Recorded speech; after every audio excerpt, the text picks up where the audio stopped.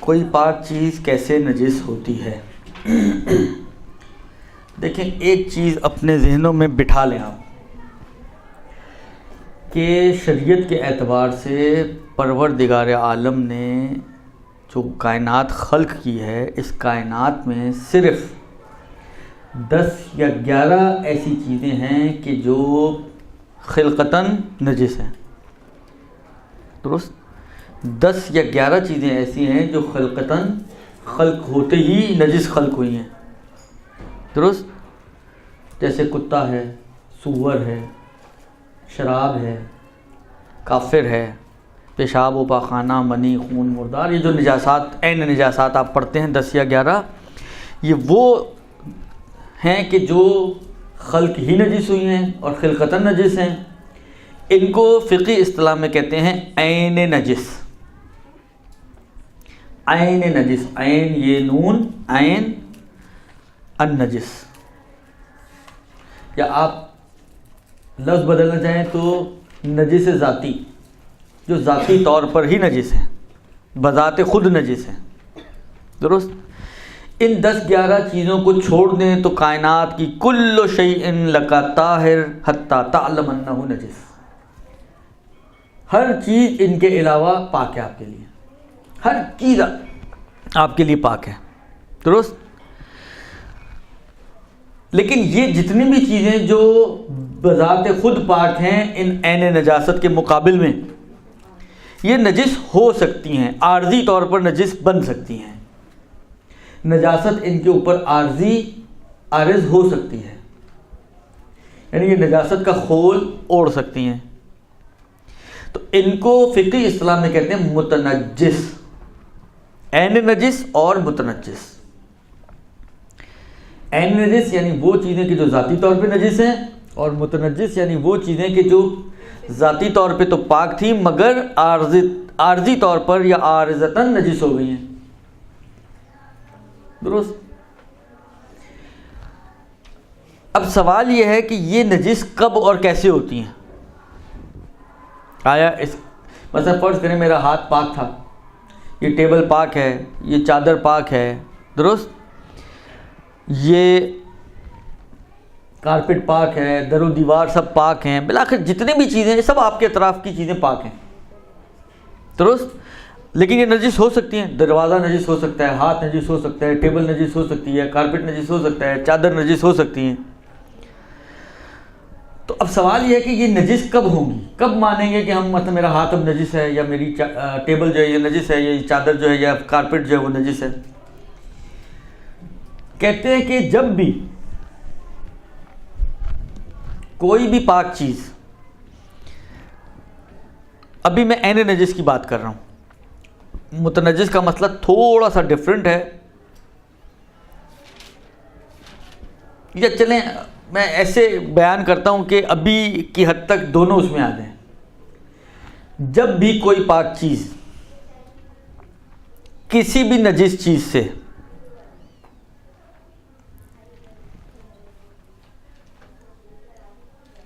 ایک تو یہ کہ ملے، ملاقات کرے، پہلی شرط، اور دوسری شرط یہ کہ اس ملاقات کے درمیان میں تھوڑی رطوبت ہونی چاہیے، تری کے ساتھ ملے.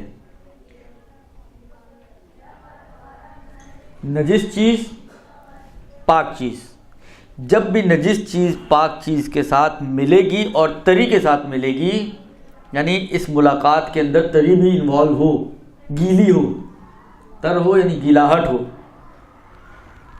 اور وہ گیلاہٹ اتنی ہونی چاہیے کہ نجس چیز سے پاک چیز پر، یا اگر پاک چیز گیلی ہے تو نجس چیز پر ٹرانسفر ہو جائے.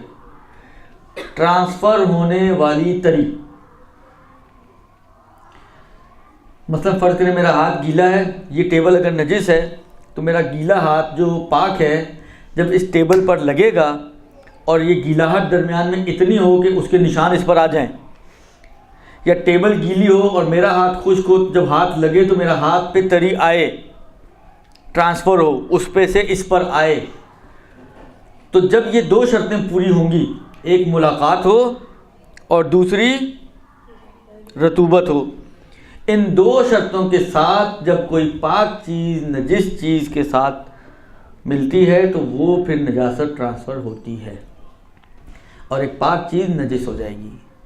لہٰذا جتنی بھی میں نے مثالیں دی, میرا ہاتھ فرض کریں مثلا کسی نے بچے نے پیشاب کر دیا, اب پیشاب کے لیے الگ سے کسی تری کی ضرورت نہیں ہے, وہ خود ہی اتنا ماشاءاللہ تر ہوتا ہے کہ پورے کارپیٹ کو تر کر دے گا. درست, تری اس کی ذات کے اندر موجود ہے. لیکن اگر فرض کریں آپ نے دیکھا ہوگا بعض لوگوں نے کتا پالا ہوا ہوتا ہے, اب پالنا صحیح ہے صحیح نہیں ہے اس کو چھوڑ دیں, حالانکہ کسی نے پالا ہوا ہے اور بہت پیار کرتا ہے اپنے کتے سے. درست, ایسے لوگ بھی ہیں جو میں کیا عرض کروں آپ کی خدمت میں, بالآخر اس کو بہت پیار ہے, چومتا بھی ہے, اس کو ہاتھ بھی پھیرتا ہے اس کے اوپر. تو آیا میں سے فرض کریں اس کے اوپر ہاتھ پھیرا تو اس کا ہاتھ نجس ہوگا؟ ہاں, اگر صرف ہاتھ ہی نہیں دونوں چیزیں خشک نہ ہوں, کوئی ایک چیز بھی تر ہے تو مطلب کتے کو پسینہ آیا ہوا ہے, جاگنگ کر کے آیا کتا, صبح جاگنگ پہ نکلا تھا اس کے ساتھ, تو دونوں جاگنگ کر کے آئے ہیں, یہ بھی پسینے سے تر بتر, کتا بھی پسینے سے تر بتر, اور اس نے اس کے اوپر ہاتھ پھیرا تو نجس ہوگا. لیکن فرض کریں کہ ہاتھ بھی خشک کتا بھی خشک اور پھر آپ اس کے اوپر ہاتھ پھیریں تو پھر آپ نجس نہیں ہوں گے. بس نجاست کے لیے شرط ہے, ایک تو یہ کہ ملاقات ہو اور دوسرا یہ کہ رطوبت ہو درمیان میں. درست, ایک جگہ ایسی ہے جہاں پر آغا سیستانی نے اگرچہ ملاقات نہیں بھی ہوئی اس کے باوجود احتیاط کی بنا پر اس چیز کو نجس مانا ہے بغیر ملاقات کے. ایک مورد ہے صرف, یعنی آغا سیستانی ماشاءاللہ اکثر جگہوں یعنی کئی جگہیں آپ کو ایسی ملیں گی کہ جو فارمولہ بنتا ہے اس کے خلاف کہیں نہ کہیں بالآخر گئے ہیں. ایک پہلے گزر چکا ہے پیشاب اور فضلے والے مورد میں, ایک دوسرا مورد آج ہی کی گفتگو میں یہ ہے کہ اگر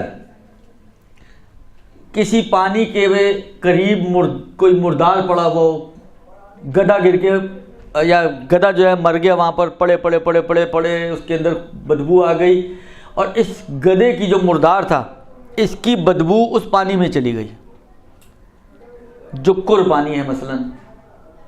درست, یا پاس پڑا ہوا ہے پانی حالانکہ کر نہ بھی ہو, کر ہونے کی شرط نہیں ہے. اگر اس کیا کہتے ہیں گدھے کی بدبو جو مردار ہے اس پانی میں آ جائے تو آغا سیستانی فرماتے ہیں کہ اگرچہ ملاقات نہیں ہوئی احتیاط واجب یہ ہے کہ اس پانی کو نجس مانا جائے. یہ احتیاط واجب کی بنا پر آغا سیستانی فرماتے ہیں. درست, کہ اگر کوئی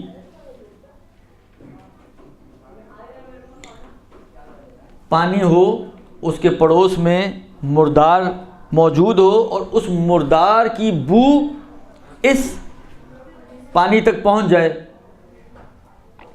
تو آغا یہ فرماتے ہیں کہ احتیاط کی بنا پر اس کو نجس مانا جائے گا. درست, یہ ایک مسئلہ ہے کہ اگرچہ ملاقات نہیں ہوئی تو نجس نہیں ہونا چاہیے. جو قاعدے کا تقاضا ہم نے کہا دو چیزیں ہیں, ملاقات بھی ہو, ملاقات انہیں آپس میں ملیں, اور رطوبت بھی ہو. چلیں پانی تو خود ہی تر ہے, اس میں اب ایکسٹرا رطوبت کی ضرورت نہیں ہے, لیکن ملاقات تو ہو. یہ بغیر ملاقات کے ہی نجس ہو گیا. کہتے ہیں بھلے احتیاط کی بنا پر اس کو نجس مانا جائے گا اور اس سے پرہیز کی جائے گی. چلیں پھر یہ جو شرطیں میں نے بیان کی کہ ملاقات بھی ہو اور تری بھی ہو, یہ ثابت ہونی چاہیے. آپ کو شک ہے کہ پتہ نہیں ملاقات ہوئی ہے یا نہیں ہوئی ہے, نجس نہیں ہوگا. آپ کو یہ شک ہے کہ ایسی رطوبت درمیان میں ہے یا نہیں ہے کہ جو سرایت کرنے والی ہو, نجس نہیں ہوگا. مثلا کافر سے آپ نے ہاتھ ملایا, اب آپ شک کریں کہ میرا یا اس کا ہاتھ گیلا بھی تھا یا نہیں تھا, تو کیونکہ نہیں معلوم, یقین نہیں ہے آپ کو اس بات کا, تو آپ کا ہاتھ پاک شمار کیا جائے گا, اس کو نجس نہیں مانا جائے گا. سمجھ میں آئی؟ بس دو شرطیں جو ہیں نجاست تری اور ملاقات یہ دونوں طے ہونی چاہیے، ثابت ہونی چاہیے۔ آپ کو شک ہو رہا ہے کہ میں نے کتے کے اوپر ہاتھ پھیرا بھی تھا یا نہیں پھیرا تھا، آپ کا ہاتھ نجس نہیں مانا جائے گا۔ دونوں چیزیں آپ کے لیے کنفرم ہونی چاہیے کہ ملاقات بھی ہوئی ہے اور رطوبت بھی تھی، تو اس صورت میں پھر آپ کا ہاتھ نجس ہوگا۔ یہ جو میں نے مسئلہ بتایا یہاں تک کا، یہ چاہے آپ کی ملاقات عین نجس سے ہو یا متنجس سے ہو، دونوں کے لیے حکم جاری ہے۔ یہ حکم دونوں صورتوں میں ہے، آپ کا ہاتھ کتے کو لگے تب بھی یہی حکم ہے، یا مثلا یہ نجس ٹیبل تھی، عین نجس تو نہیں ہے، یہ متنجس تھی، اور میرا ہاتھ کسی متنجس ٹیبل کو لگ گیا تب بھی یہی حکم ہے۔